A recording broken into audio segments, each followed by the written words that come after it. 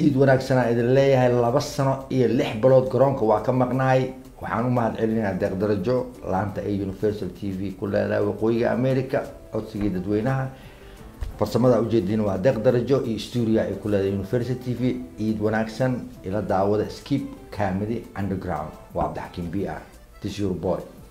dad badan waxay weydiiyaan Donald Trump haduu inta maxaa lagu xasuusanaa guess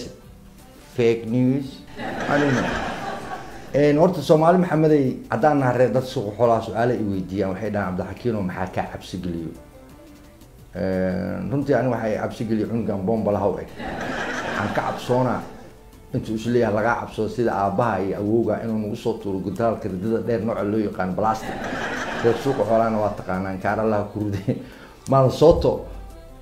maladeedta waa qabow badan ilaa dhulka hoostiisa waxa ku jiro nuclear kala sheegay ilaa ninkan wuxuu saaran yahay masaakiinana suuq xoolaana markii ilaaha noo maqan shiinaha ayaa wuxuu soo saaray mashiin tuugada soo qabta oo magaciisa la yiraahdo E211 daqiiqada ugu horeysa wuxuu China soo qabtay 2000 oo tuug isla markii Japan ayaa adeegsatay waxay soo qabtay daqiiqadii 15 tuug Mareykanka ayaa isna masana adeegsaday asagana waxay soo qabtay daqiiqadii 1200 oo tuug mashiinka waa la qaaday Soomaaliya la geeyay daqiiqada ugu horeysa mashiinka waa la waayay marka waxa la leeyahay suuqa xoolaha xadeen marka iska soo celiya bilaa عليك waddanka Maali hadii aad xaaskaada isdagaashaan oo booliisku ugu yeerto oo lagu xiro oo lagu soo daayo oo hadaa tishiisaan aad dib ugu noqoto oo mar labaad ay ku xirto booliisku way ku qabanayaan suuqyada magaalada oo dhan ay kugu soo wareejinayaan kadibna waxay kugu tuurayaan qashqubka la yiraahdo akaka number 1 marka rag badan oo faaraxyaal badan waxay dheen waxa looga baahan yahay shuruucdaasi suuqa xoolaha marka wixii jawaabo waa noo soo diri kartaa anay deeq darajo ninba maalin walba markuu salaada ka baxo wuxuu ku duceysan jiray inuu Ilaahay u sahlo xaas labaad maalinta dambe salaada markuu ka baxay oo rabo inuu ducada bilaabo xaaskiisa soo ag fadhiisato markaasuu wuxuu yiri Ilaahayow saa isku ogeyn hanoo ahaa hirid DJ Facebook horta wuxuu isku bedelay maxkamad iyo tacsi laakiin aan waxaas oo dhan waxa iga daran waxa arkaysa dad online 24/7 they don't like none they don't share none comment waxba kama sameeyaan kuwaas oo kuba ay tiri hiban nuura mana dhiman mana noolo bilaa عليك iskaga baxa Facebook hadii kala live soo gala oo iyo telefoonka salaaxa oo la qiinay nin madow ayaa wuxuu soo koray diyaarad waxay diyaarad Russiana islaana ag fadhido oo rasiista oo daanyeer wadato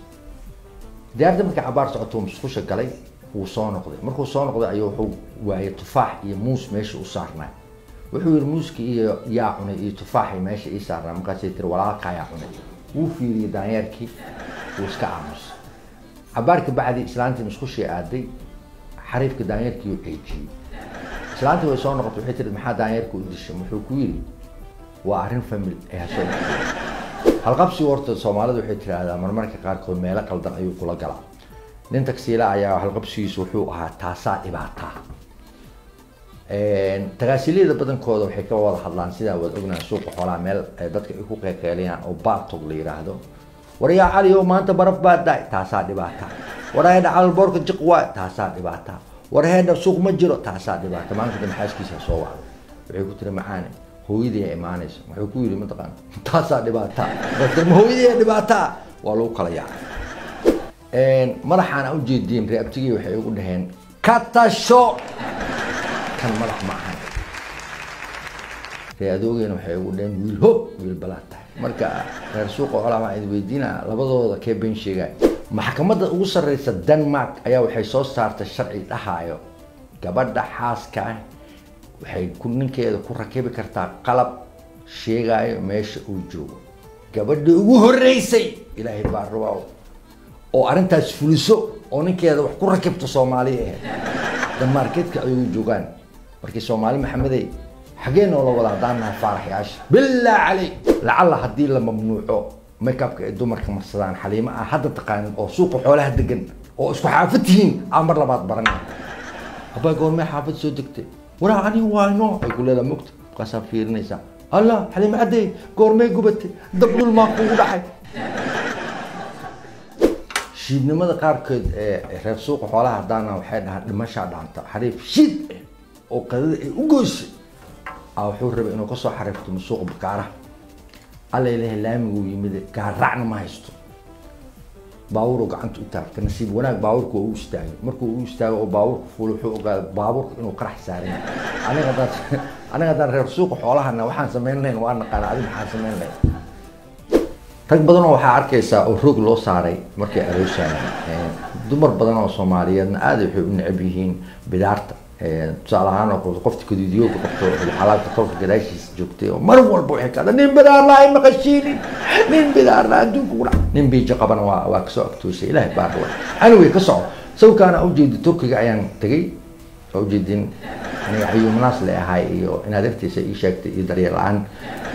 7,000 saan ku bixiyay xaliimadii itiraada adeer iyo abti darban afka gilnaa amiin lacag badan ay gashay you feel me dal marna meeshu ka balansan laakiin ana kaga hormaray alaabtan tolba maaha waa alaabtan forever ma sha Allah oday oo reer Burca wuxuu daawanayay Universal TV banaanbax ay sameynayaan reer Beedhabo maayl kwele ariiro kooyaase buuq markaasuu uu abaar buu daawada wuxuu fahmi waayay waxay ka hadlayaan markaasuu wuxuu yiri wallahi bilaa kuwan ba xaq u leh inay Soomaaliya ka go'aan marka reer suuqa xoolaha quraacsanaa odagaas masuula ka soo horjeedna arrintaas